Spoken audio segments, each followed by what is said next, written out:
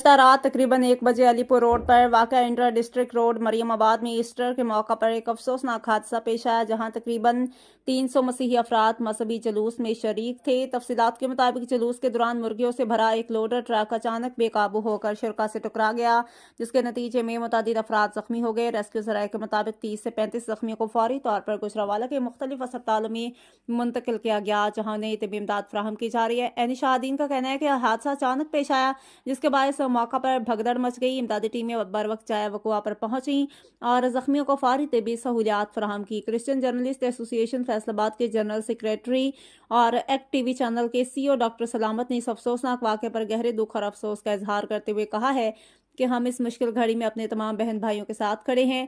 انہوں نے اعلیٰ حکام سے اپیل کی ایک واقعے کا فوری نوٹس لیا جائے اور ذمہ داران کے خلاف کارروائی کی جائے۔ حکام نے واقعے کی تحقیقات شروع کر دی ہیں تاکہ حادثے کے وجوہات معلوم کی جا سکے۔ یہ واقعہ علاقے میں شدید غم و افسوس کا باعث بن گیا ہے۔